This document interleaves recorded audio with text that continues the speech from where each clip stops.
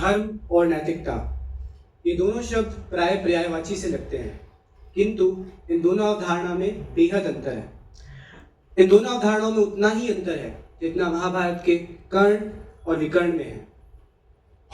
हाँ, दोनों में बंधुत्व अवश्य है, किंतु उनके गुण और व्यक्तित्व परस्पर अलग अलग हैं।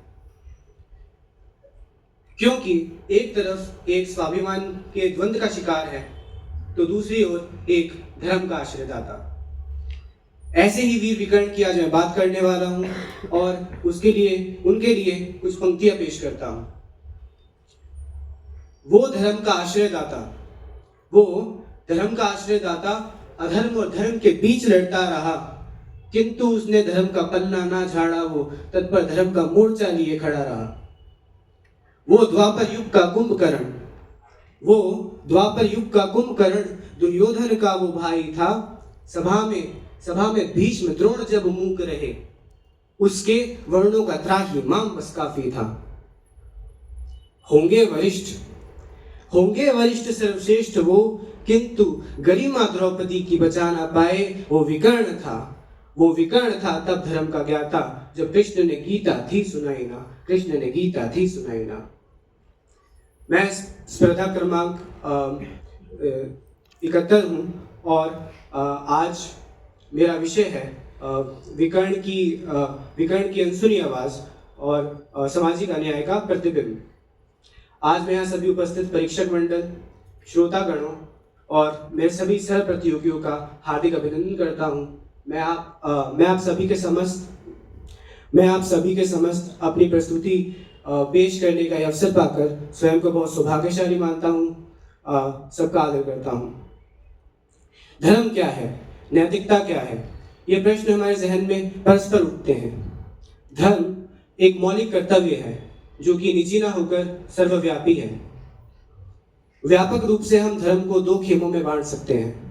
पहला धर्म लौकिक धर्म है, जो कि बहुत व्यवहारिक है, जो कि आपकी संस्कृति से जुड़ा है। इस धर्म का उदाहरण आप अपने दस्तावेजों में देख सकते हैं।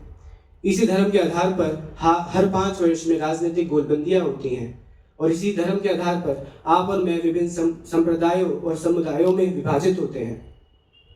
जबकि दूसरा जो धर्म है वो परलौकिक धर्म है। ये धर्म अल्पकालिक ना होकर ये धर्म सनातन होता है।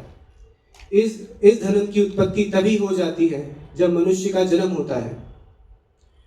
साधारण भाषा में अगर मैं बोलूं तो ये जो परलौकिक धर्म है वो मानवता और पशुता के बीच की एक रेखा है, जो हम मनुष्यों को बाकी पशुओं से अलग बनाता है। ये जो धर्म का जिम्मा है ये केवल मनुष्यों के ऊपर है। ऐसा कोई नश्वर नहीं है संसार में जिसका कोई धर्म हो, क्योंकि मनुष्य ही एक ऐसा प्राणी है जो आत्मज्ञान की आकांक्षा रखता है, जो कि न्याय की परिभाषा को करता है, जो कि प्रेम की गहराई को समझता है और जो कि समाज में अमन और व्यवस्था लाने की चेष्टा रखता है। हम नैतिकता की जब बात करते हैं तो धर्म नैतिकता से बहुत अलग होती है। नैतिकता का अगर मैं बात कहूँ तो नैतिकता साधारण तौर पे किसी भी स्थान विशेष या काल के मानस पटल का प्रतिबिंब मात्र है। यानी कि किसी भी चीज का, जैसे कई दार्शनिक कहे गए, किसी चीज का नैतिक या अनैतिक होना लोक व्यवहार या लोकाचार का विषय है। उदाहरण स्वरूप अगर हम 18वीं शताब्दी की बात करें तो दास प्रथा और सती प्रथा बहुत नैतिक मानी जाती थी, किंतु आज के समय में वो अनैतिक है, क्योंकि आप किसी व्यक्ति को अपना दास नहीं बना सकते और महिलाओं के पास अपने खुद के अधिकार हैं। हम धर्म और नैतिकता के इसी विरोधाभास को महाभारत के दृष्टिकोण से और बेहतर ढंग से समझ सकते हैं।